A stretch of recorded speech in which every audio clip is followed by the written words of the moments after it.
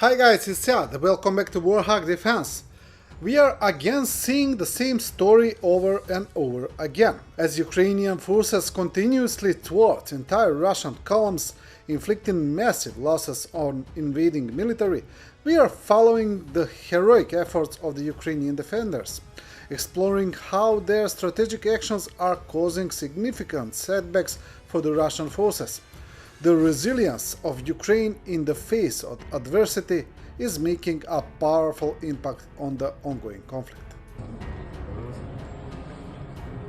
The Ukrainian Ministry of Defense has denied reports that Commander-in-Chief of the Armed Forces, Valery Zaluzhny, has been fired.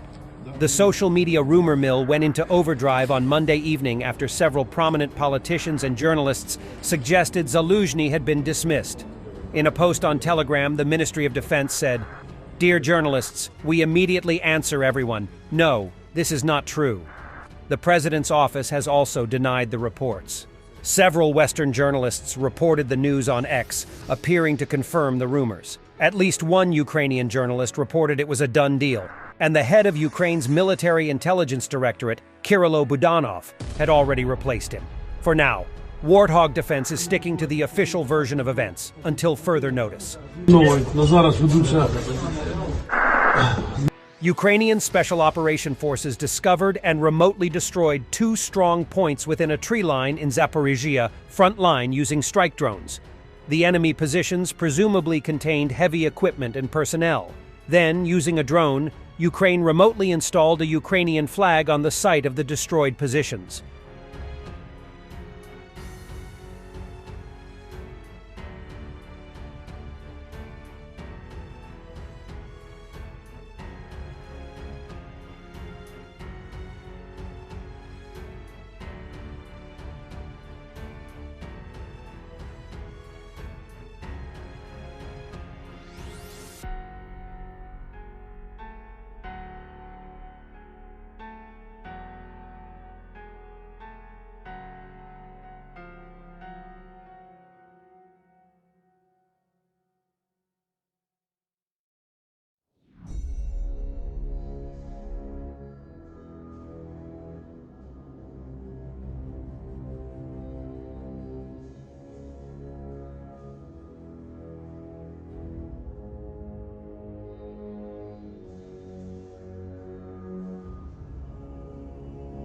In this video, a BMP Tiger armored vehicle MTLB and mortar positions were also taken out.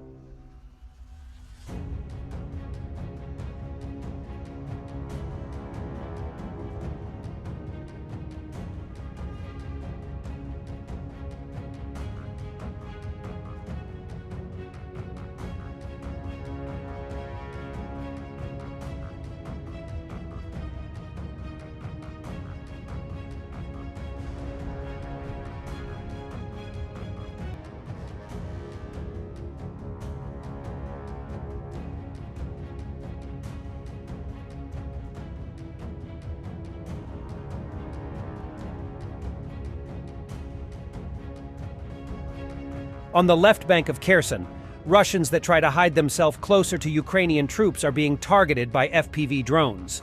Russians have complained a lot recently about the amount of FPV drones circling above their heads.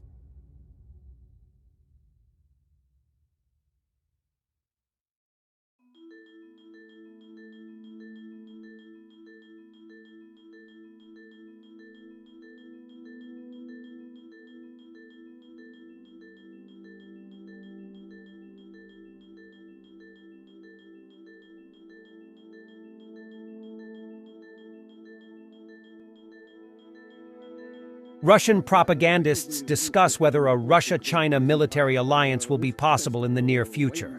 They want to include Iran and North Korea into the alliance. But they are not very optimistic about it, and Solovyev looks unhappy. Я хотел бы вернуться вот к этому вопросу, который возник о русско-китайском военном союзе, да? Вот, а также о привлечении к этому союзу таких стран, как Иран, Северная Корея. Должен заметить, что вообще-то китайцы совершенно не желают каким-то образом формализовать вот ныне существующие, достаточно тесные по любым международным меркам и военные, и политические, и экономические связи между Китаем и Российской Федерацией. То, что когда и в Пекине, и в Москве говорят о беспрецедентном, так сказать, уровне сотрудничества между двумя нашими странами, это сущая правда. Пожалуй, такого не было со времен, с февраля 1950 года, когда был заключен вот этот договор о дружбе, союзе и взаимной помощи с Китайской Народной Республикой. Вот при товарище Сталине еще уровень был где-то примерно такой. К тому же в это время шла война в Корее, так сказать, где наши и китайские военные сражались плечом к плечу против общего врага. Но затем возникли, как известно, серьезные, так сказать, проблемы, и этот союз распался. И вот если говорить о китайской внешней политике, Китай, он, видимо, совершенно не стремится к созданию какой-то системы союзов. От слова совсем. Вот не нужно это китайцам, и все. И для этого имеются определенные причины. Китай не собирает... Военный союз нужен для ведения войны. Это единственная цель, для чего, собственно, заключается такого рода договор. Китайцы не собираются вести войну с США, с Объединенным Западом, несмотря на очень серьезные проблемы и противоречия в отношениях. The third S-7 airline plane in the last 3 days has suffered an engine failure during a flight. Today, an Airbus A320 airplane flying from Omsk landed at Domodedovo Airport with a faulty right engine, the Avia Incident Channel reported. There were more than 170 people on board. The plane has been grounded from flights. On January 27th, 2 more S-7 planes failed to take off due to engine malfunction. 160 people were supposed to fly from Ulan-Ude to Moscow, but the Boeing 737-800 never got off the ground. The pilots were forced to abort the takeoff because of the left and right engine failure. Such a malfunction can lead to the destruction of the aircraft right in flight. For the same reason, the S-7 flight from Moscow to Antalya, Turkey, did not take place. In the morning of January 27th at Domodedovo Airport, Boeing 737-800 aborted takeoff due to the failure of one of the engines. Earlier, S-7 Airlines had problems with aircraft maintenance, primarily with the repair of American P&W engines for Airbus A320, A321neo, with which technical organizations of Russia and Iran do not work. Since the beginning of the year, Russian Airlines planes have broken down at least 14 times. In at least a third of the cases, the airplane's engine was the culprit.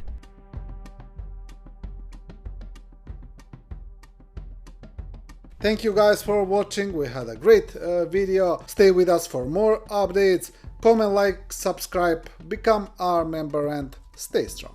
Thank you guys for watching. I hope you liked this video. Comment, like, subscribe, become our member, and stay strong. Thanks for watching, and don't forget to subscribe. Also, if you want to support Warthog Defense, please become our member and get early access to new videos, exclusive members-only videos, and become administrator in comment section. The membership link is in the description. Every day. We had a guy last week, it's 6 rescues in 6 days. You know, he's doing the job every day.